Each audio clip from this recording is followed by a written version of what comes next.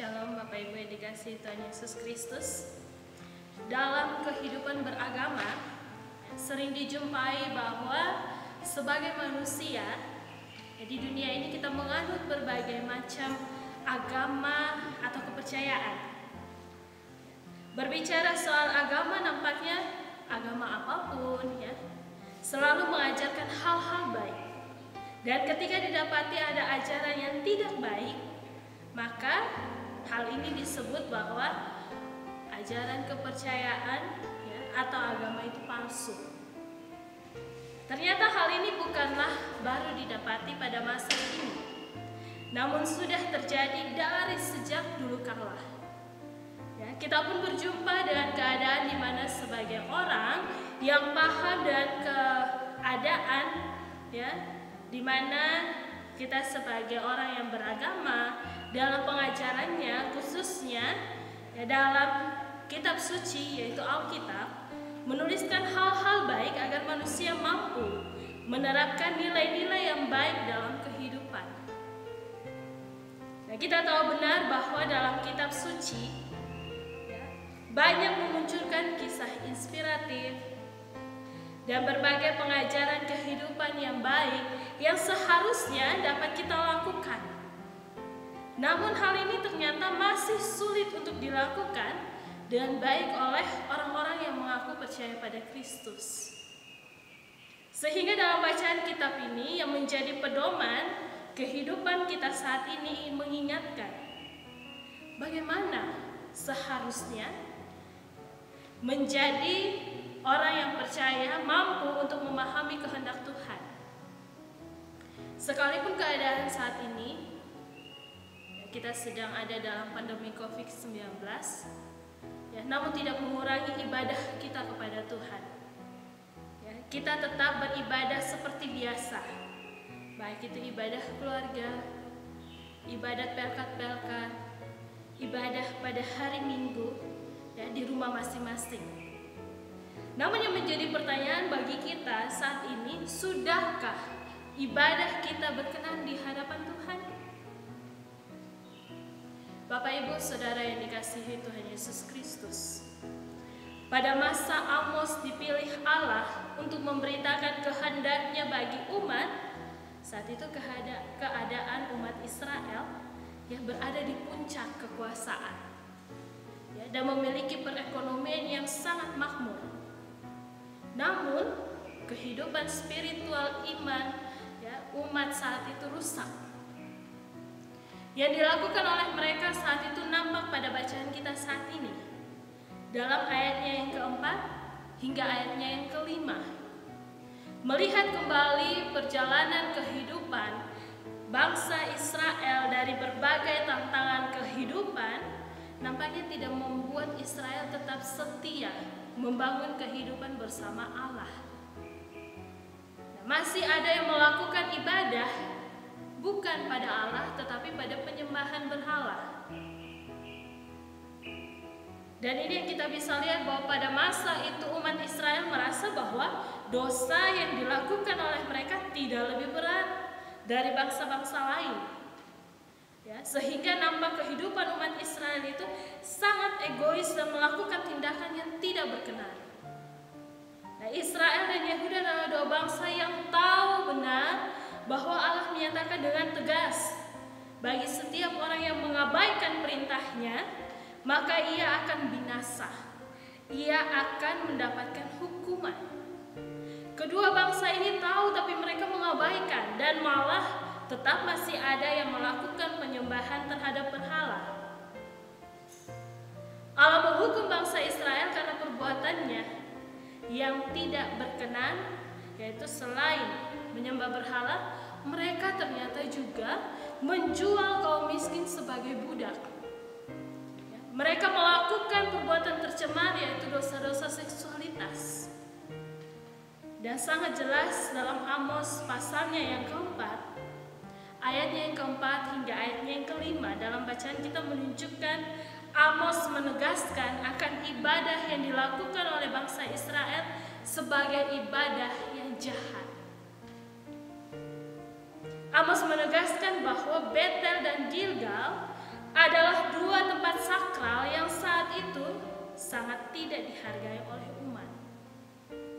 Keduanya adalah tempat ibadah di Israel Utara.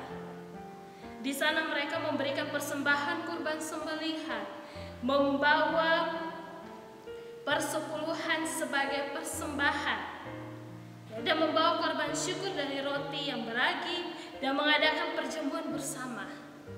Ya, kalau kita lihat nampak bahwa mereka adalah umat yang saleh dan menunjukkan ada hubungan yang harmonis bersama Allah melalui ibadah.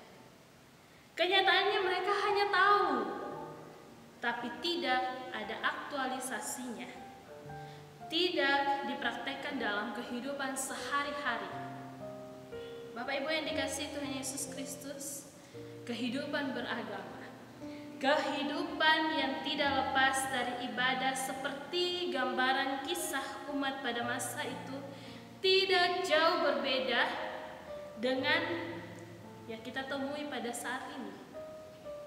Kita berdoa, baca Alkitab setiap saat, lakukan semua ibadah, rutin ikut ibadah perkat PKP dan PKB, ya, juga perkat-perkat yang lainnya, ibadah setiap minggu, ibadah keluarga, memang sangat baik. Dan hal ini kalau mau dikatakan sangat terpuji.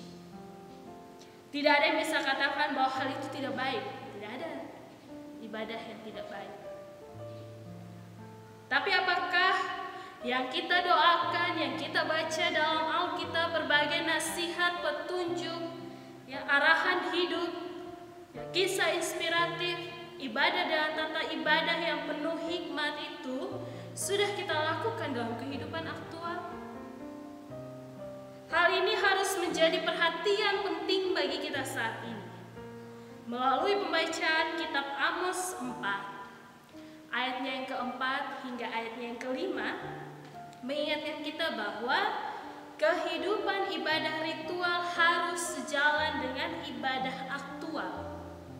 Kalau tidak sejalan, ini tidak bisa kita katakan, atau yang kita baca dalam bacaan kita katakan kalau ibadah aktual dan ibadah ritual tidak sejalan. Ini yang dikatakan dalam bacaan kita saat ini, yaitu ibadah yang munafik. Ya, munafik dalam Kamus Besar Bahasa Indonesia diartikan sebagai sikap pura-pura. Kita beribadah, berdoa, dan membaca Alkitab non-stop, tapi kalau sikap hidup kita tidak sesuai, itu namanya ibadah munafik. Ibadah yang munafik itu seperti ibadah yang hanya supaya orang tahu bahwa saya adalah orang yang beriman. Saya adalah orang yang punya hubungan spiritualitas yang baik dengan Tuhan. Saya adalah orang yang saleh. Saya adalah pelayan yang dekat dengan Tuhan. Saya adalah orang yang hebat, kudus, dan suci. Saya adalah orang yang bisa berkhotbah. Saya adalah orang yang pintar berdoa. Ketika saya berkhotbah atau berdoa, saya punya kuasa. Nah, selain itu juga kita beribadah hanya supaya saya jadi orang yang sukses, saya jadi orang yang kaya, saya bisa minta apa saja, baik itu kedudukan atau kekuasaan. Ya, saya beribadah supaya saya dapat menunjukkan bahwa saya adalah orang yang baik. Nah, inilah yang harus kita berhati-hati memaknai ibadah, doa, dan membaca Alkitab. Semua ini ingin menunjukkan siapa saya pada akhirnya, bukan lagi siapa Tuhan saya yang sanggup dan yang memberikan saya kemampuan untuk hidup dengan baik. Percuma kita ingin menunjukkan semua hal ini kalau itu hanya supaya terlihat baik dalam kehidupan aktual kita, masih menindas yang lemah. Kita tidak punya kepedulian terhadap yang miskin dan yang menderita, masih mendendam, masih menceritakan keburukan orang lain, masih mencari-cari kesalahan orang lain agar supaya ia dihakimi atau dinilai tidak baik dalam pandangan orang lain. Alkitab yang dipakai sebagai penuntun dalam ibadah banyak mengajarkan kita soal kasih, keadilan, dan kebenaran. Maka selidikilah kembali kehidupan kita Ya, sudahkah kita melakukannya dalam kehidupan berdampingan dengan keluarga dan sesama? Bapak Ibu yang dikasihi Tuhan Yesus Kristus, lakukanlah ibadah ritual dan aktual sesuai dengan kehendak Tuhan, dan hanya untuk memuliakan nama Tuhan, bukan untuk menonjolkan diri, bukan untuk kepentingan diri sendiri. Ibadah yang sejati adalah kita dapat dengan sungguh melihat, memperhatikan, dan peduli dengan kehidupan keluarga dan sesama. Ketika kita melihat ada yang tertindas, miskin, dan kelaparan, maka berusahalah dapat hidup berbagi, baik itu dalam memberikan bantuan sembako yang sudah kita lakukan dalam beberapa waktu yang lalu. Kita bisa melihat bahwa dalam jemaat kita juga memberikan bantuan, memberikan sembako bagi setiap jemaat, bagi orang-orang di luar sana. Kita memberikan bantuan dana untuk garda terdepan yang membutuhkan APD. Dan jika punya lapangan pekerjaan, maka berbagilah dengan sesama yang membutuhkan pekerjaan. Ya, berbagai hal ini nampaknya ketika kita berada dalam situasi pandemik ini, banyak hal yang membuat kita jadinya hidup kita lebih baik. Oleh karena itu, hal-hal inilah yang perlu diperhatikan. Ya, hal lainnya dalam kehidupan keluarga.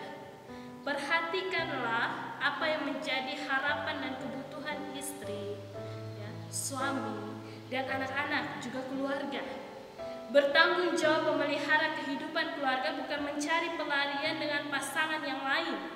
Ya, ketika ada masalah, ada pergumulan dalam keluarga, maka duduklah bersama mencari solusi. Ya, saling berbagi dan mendukung, istri terhadap suami dan sebaliknya suami terhadap istri, orang tua memperhatikan kehidupan anak. Lakukanlah ini bukan hanya untuk supaya saya terkenal sebagai orang yang baik, tapi semua itu dilakukan agar ibadah, ritual yang mengarahkan saya menjadi orang yang baik sesuai dengan kehendak Tuhan. Nah, itu sungguh saya lakukan menjadi kesaksian hidup bahwa melalui ibadah saya punya hubungan spiritualitas dengan Tuhan. Ya, saya diberikan kemampuan oleh Tuhan untuk dapat melakukan segala hal, dan saya bagikan itu menjadi berkat bagi kehidupan keluarga dan sesama. Ya, apalagi dalam masa pandemi ini harus kita maknai sebagai masa yang bukan penghancur relasi antara manusia dengan Allah dan manusia dengan sesama, tapi sebagai cerminan untuk kembali merawat relasi. Melakukan apa yang baik, maka hal itu sudah menunjukkan kualitas hidup beriman, ya, kualitas ibadah yang sesungguhnya dan kasih kita terhadap Tuhan. Tuhan Yesus memberkati Bapak Ibu sekalian.